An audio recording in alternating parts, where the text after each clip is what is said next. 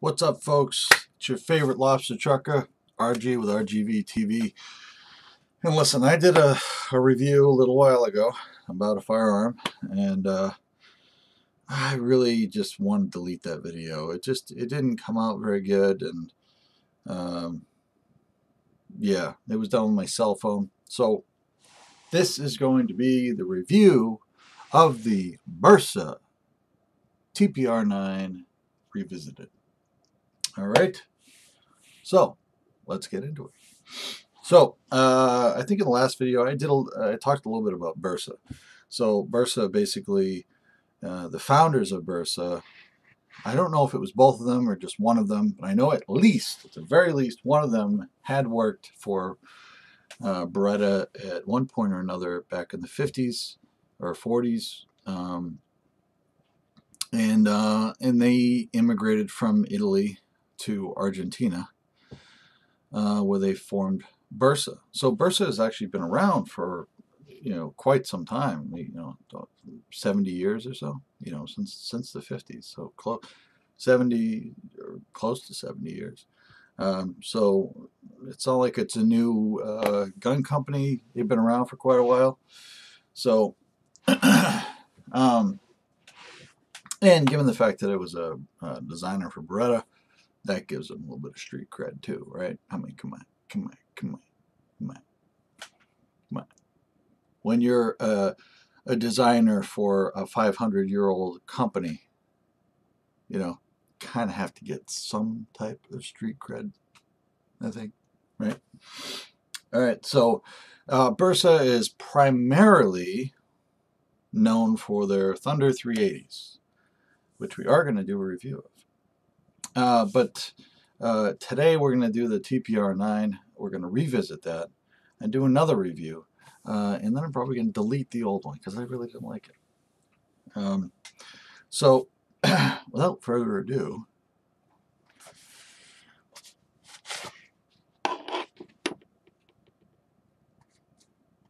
this right here is the Bersa TPR9.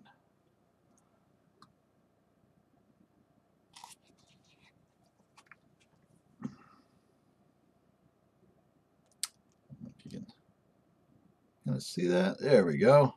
TPR9 right there.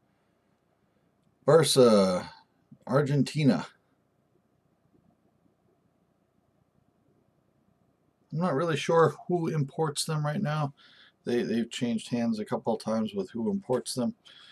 But this one specifically was imported by RSA Enterprises out of Ocean, New Jersey, which I don't think is the case anymore.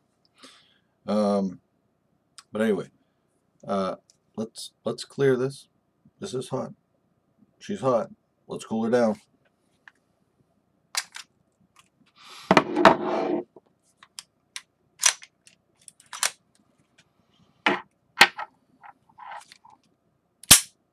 Got a nice decocker.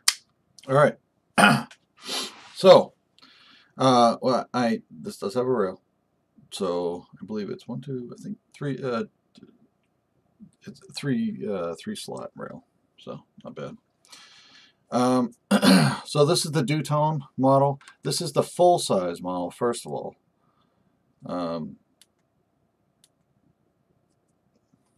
This thing is crooked. I think I gotta take this off or something. Put it on something else. But anyway, so this is the two-tone. So you've got a steel frame, steel slide.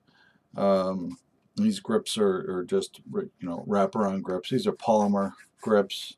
And the thing that sucks is this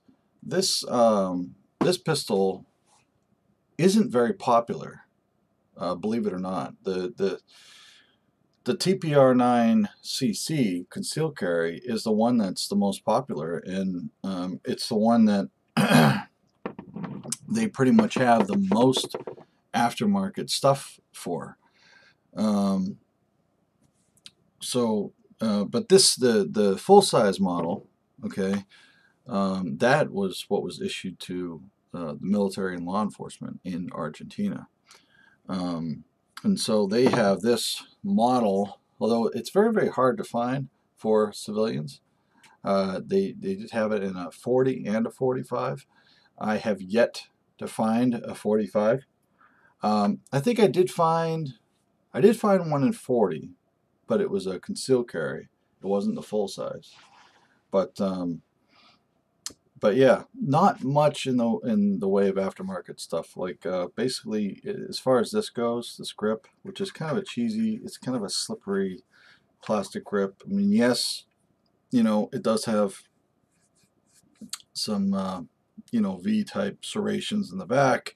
It does have some vertical serrations on the sides, and there's some serrations here, which you can get a good grip on it, but if your hands were to get a little sweaty, I mean, I just can't imagine that it wouldn't slip a little bit. So I did get some Talon grips on there, which is just it's just basically tape.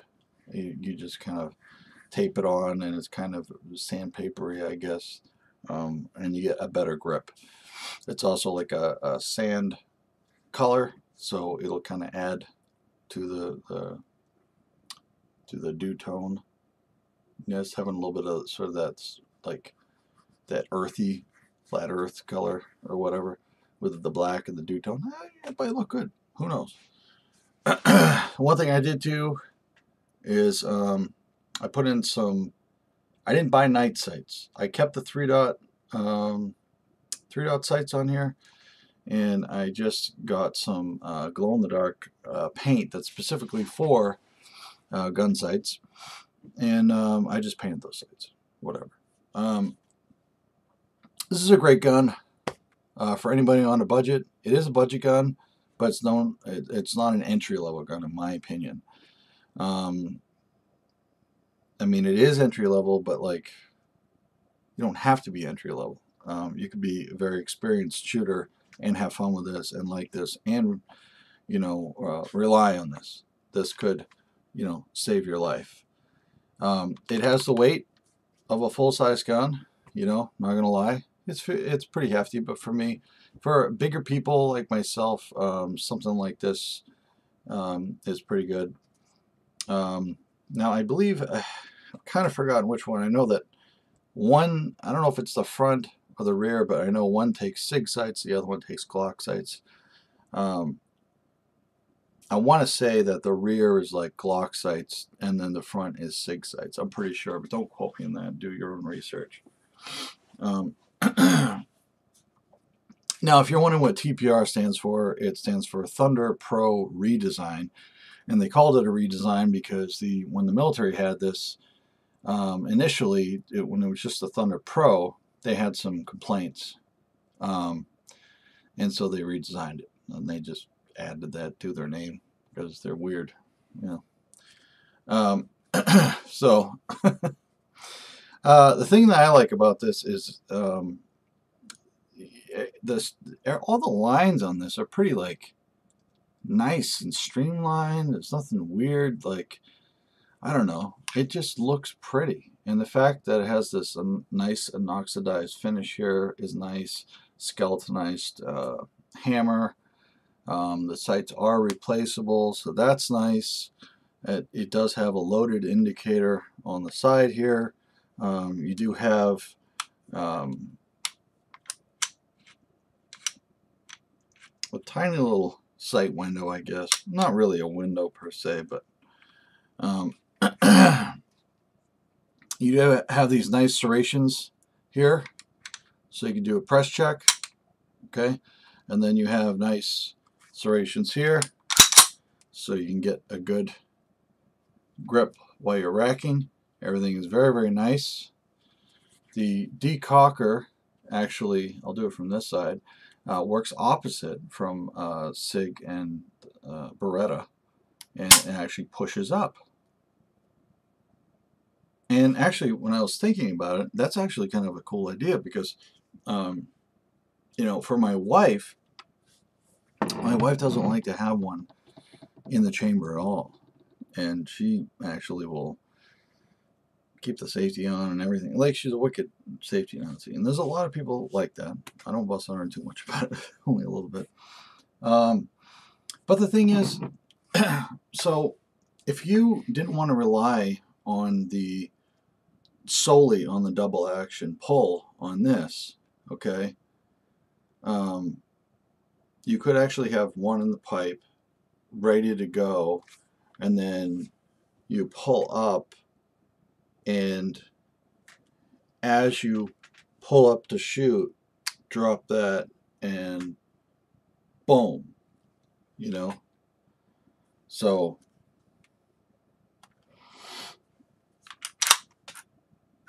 let's try that. I just cleared it and everything like that. So let's try and see how that works. So I'm going to pull it, drop this out, boom. Really not that bad.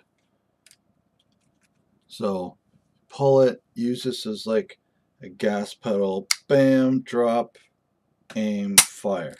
That's kind of like in slow motion or whatever, but I mean, you could do that pretty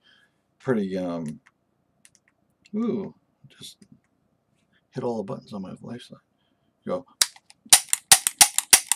You know, that's not that bad. It's almost like just carrying it cocked and locked, you know, like a 1911.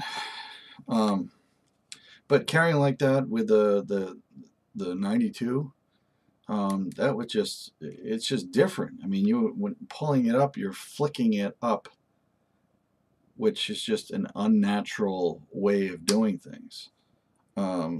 So I like the design where it's actually the other way around. I like the fact that it has a decocker. I mean, that's great. But I also like the fact that this can be dropped down like that, like the safety on a 1911. So when you're drawing, you can drop it. Now, me personally, this double action pull is so friggin' heavy. I'm not worried about accidentally firing this. I wouldn't ever keep the safety on, but for someone else who does want to, that is an option. All right. So, mag release on this, not too bad. It's kind of, I think it sticks out a little bit more than average ones do, but it's pretty good. You get, you know, you can get that. The only thing is, you know, let's put the mag in here. When you're pulling it out, it doesn't really shoot the mag out. I think I did this in my last video. It just mildly pops out, okay? But see, right there, it's not even, it's kind of like stuck, you know? It does give it enough of a push, or it will drop it out. So it's not a huge issue, but let me show you the pull of this trigger. So we'll do it like this so you can see.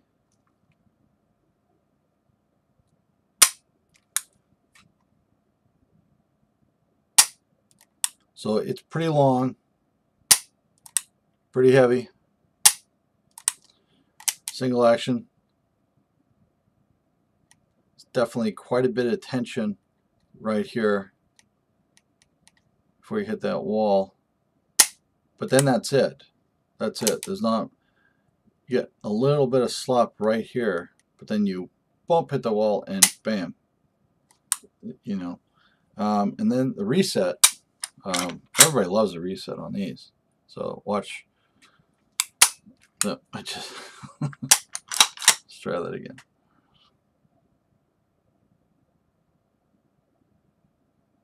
Right there, click. It's almost non-existent. I mean, it's great. This light that I have on here, you know, works pretty well. Has a laser on there too, strobe. Works pretty well on here.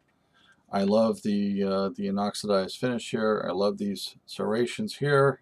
The grip isn't that bad. You know, throw some Talon grips on there, not too bad. The sights are pretty spot on. This is a great shooter. Recoil, it really isn't that bad at all. Just what I would say is, as with any gun, you know, you really want to clean all that factory grease out. And Bersa especially, they're well known for just packing the crap out of these things. So if you don't want any major malfunctions with this, then just just clean it. As soon as you get it, just clean it, get all that gunk out of there, and then take it to the range and fire it. Is this the best trigger that you've ever felt in the world? Probably not. Especially considering I've got some nice Berettas. But it is pretty smooth, and it is pretty predictable. And both the double action and single action are fairly pleasant. And the double action is pretty heavy, but that just makes me feel a little bit safer. The other thing too, you see some serrations here, which is kind of nice, because that was, where there we go. That's kind of where you put your thumb. So you bring your finger up there, you hit those serrations, you're like, oh, okay, I'm right where I need to be. So that's kind of nice, and it has it on both sides. So yeah, that's pretty cool. Have plenty of serrations here, front and rear, and then even on the frame you got some. So that's kind of nice. Trigger guards, not too bad. I kind of worry a little bit about down here, kind of like it's a little sharp, but I could send that somewhere to just get that beveled off. Not a big deal. So let's see, the magazines, specifically Bersa. I don't really know of any other company that makes these magazines, but these are pretty expensive. They're like $40-45 from Bersa. They are 17 rounds. I haven't had a single misfeed on them. They worked fine. They work great. No issues with anything. And then watch this. This is really, really simple. So, right here, okay, you just, that's all you do. That's it. That little lever. That's it. And, it's just, your simple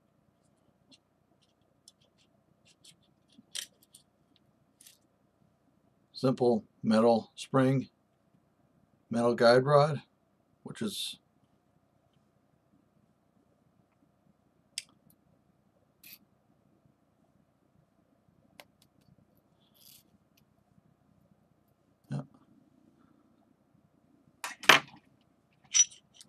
and then you just got your barrel, your slide. Very easy. It's it's pretty similar to Beretta. It's very easy. I mean, you just pop that right in there, lock it in place.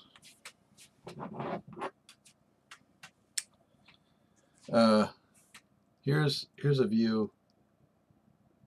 You see the rail there for the slide pretty much goes down the entire length of the gun, which is very nice. It just keeps everything nice and stable. There's the inside.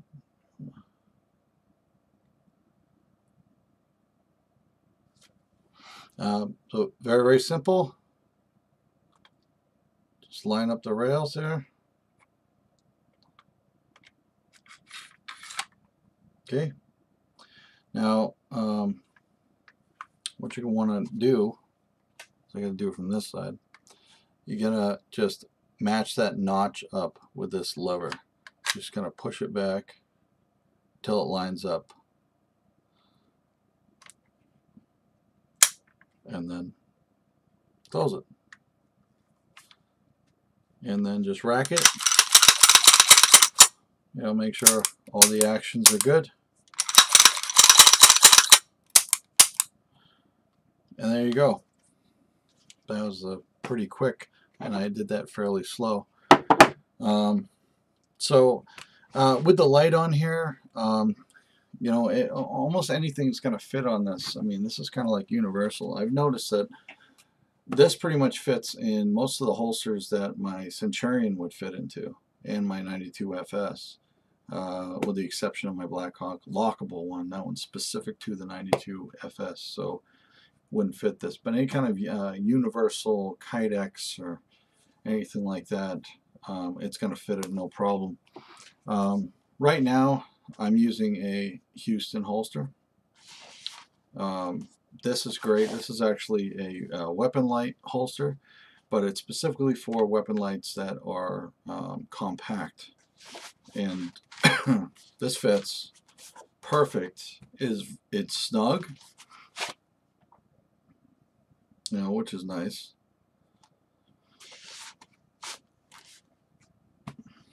And it covers everything, and covers the trigger guard. And what I like is that there's a slot there that you can put your magnet on for your charger for your light. So the light that I'm actually using on this, which fit okay on it, it's a little crooked but not too bad. This is the Tacticon Firefly. So, and it works pretty good. It's only 600 lumens, but it's tiny, but it does the job. And it fits in this holster perfect. And when I'm on the road, this is my carry gun. And people might say, well, how come you don't carry that nice Beretta that you got? The reason for that is because it's an expensive gun. It's a very expensive gun. These are only, what, 400 bucks or something like that. And with today's COVID prices, that's pretty good. So you can't really go wrong. I mean, call this a budget gun all day long. Yeah, it's a budget gun, literally, because it's cheap. But you know, it was made with care. It's quality, and they could get way more than what they charge for it, and they don't. So be quiet. Yeah, this Houston holster is great. I highly recommend it. I've got a holster review somewhere here. But that's it. That's the Bersa TPR9. Don't let anybody tell you that a Bersa isn't a good gun, because I'm here to tell you that it is. It's a good gun. It's great. It's a very comfortable gun to carry. This is only a 4.2 inch barrel. It's fairly light. It's not as heavy as my Beretta. It's fairly light. Everything on it is great. I love that inoxidized finish on the slide, and you know, everything was just well made. Definitely made with care, for sure. So, and I haven't had any issues. Some people have said that they've seen rust on these and whatever. Not so much, in my experience. So that's that, guys. So, hey, wow, I think I kept it under half an hour for once. 23 minutes. So anyway, hey, thanks for watching. If you liked, comment, like, subscribe, do whatever the hell you want. Take a big giant shit on your laptop. I really don't care what you do. Just thanks for watching, you know. So leave some constructive criticism if you want. If you have any requests, let me know. All right. Until then, take care. This is the Lobster Trucker, RG with RGB TV. Have a good day, night, week, year, whatever it is, millennium. Have a good one. We'll see you next time.